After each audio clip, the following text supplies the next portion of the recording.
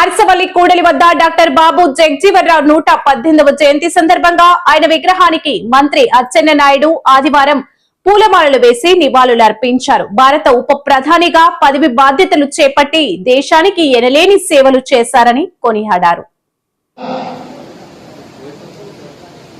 ఒక మంచి ఉన్నత విలువలు కలిగినటువంటి మహోన్నతమైన వ్యక్తిత్వం ఉన్నటువంటి బాబు జగజీవన్ రావు గారి జయంతి ఈ రోజు మనం జరుపుకోవడం, అంతేకాకుండా ఆయన తాలూకా ఆశయాలు, ఆయన తాలూకా నడవడిక బడుగు బలహీన వర్గాల కోసం, అందరి కోసం ఆయన పాటుపడిన పరిస్థితి, ఒక సామాన్య కుటుంబం నుండి వచ్చి ఒక ఎన్నో అవమానాలు ఎదుర్కొని వాటిని అధిగమించి అదే సామాజిక వర్గాల కోసం, అభ్యున్నత కోసం పాటుపడుతూ దేశ ప్రజల కోసం, అన్ని వర్గాల కోసం, దేశ అభివృద్ధి కోసం పాటుపడిన మహానుభావుడు.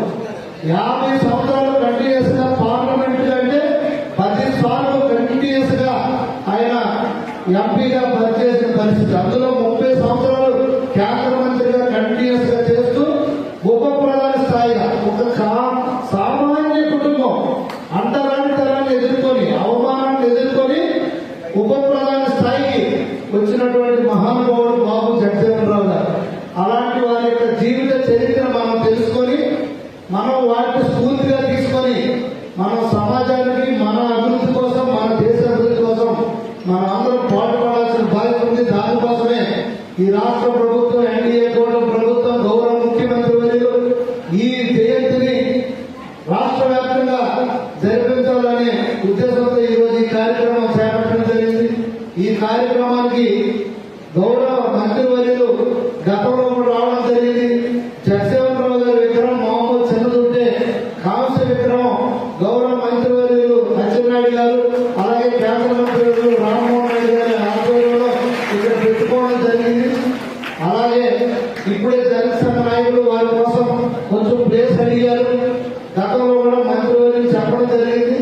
తప్పకుండా వారికి ప్లేస్ ఇచ్చి రాబోయే రోజుల్లో కమ్యూనిటీ హాల్ కోసం గౌరవ మంత్రివర్యులు కూడా నేను ఈ సందర్భంగా రిక్వెస్ట్ చేస్తున్నాం. తప్పకుండా మీకు ఆశయం నెరవేరుతుందని తెలియజేసుకుంటూ మనందరం బాబు జగజీవన్ రావు గారి ఆశయాలను ముందుకు తీసుకెళ్లి ఆయన యొక్క జీవితాన్ని మనం ఆదర్శంగా తీసుకుని ముందుకెళ్లాల్సింది అందరినీ కోరుకుంటూ ఈ రోజు ఈ కార్యక్రమాన్ని ఉద్దేశించి మున్సిపల్ కమిషనర్ గారు 2 నిమిషాలు మాట్లాడాల్సింది కోరుతున్నాం.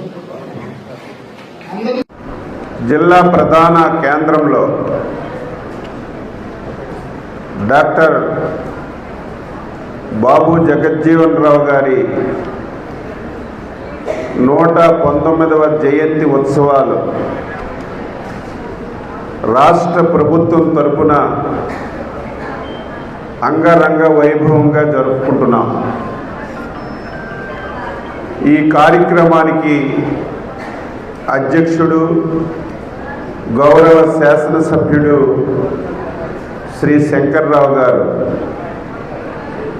జిల్లా అభివృద్ధిలో కీలక భూమిక పోషిస్తూ నిరంతరం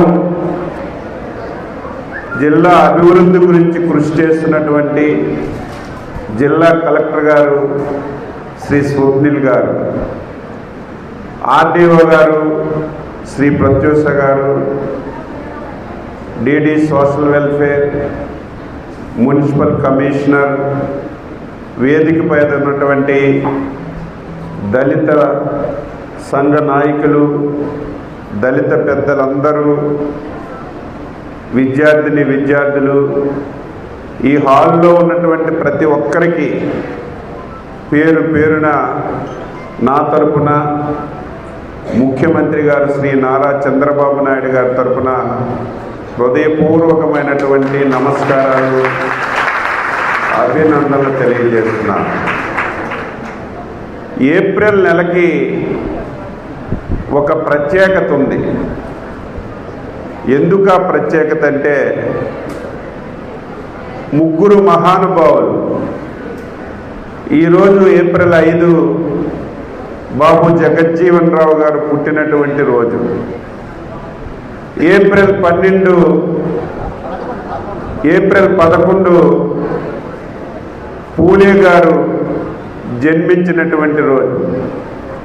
ఏప్రిల్ 14 బాబాసాహెబ్ అంబేద్కర్ గారు పుట్టినటువంటి రోజు.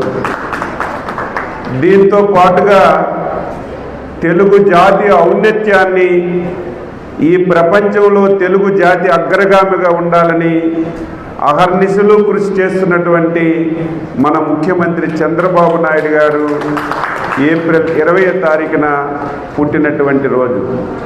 అందుకే ఏప్రిల్ నెలకి ఒక ప్రత్యేకత ఉంది అని చెప్పి ఈ సందర్భంగా తెలియజేస్తున్నాను. ముగ్గురు మహానుభావులు శ్రీకాకుళం హెడ్ క్వార్టర్లో నేను 1985 నుంచి ఈ పట్టణంలో తిరుగుతున్నాను. ఆ రోజు శాసనసభ్యుడిగా బాధ్యతలు స్వీకరించినప్పటి నుంచి సమావేశాలకి, మీటింగులకి ఎప్పుడూ వస్తుంటాను. వస్తే ఈ పట్టణంలో 2 విగ్రహాలు ఎప్పుడు మనకుండే. ఒకటి అరసవిల జంక్షన్లో జగజ్జీవన్ రావు గారి విగ్రహం, అక్కడ మనకి అంబేద్కర్ గారి విగ్రహం.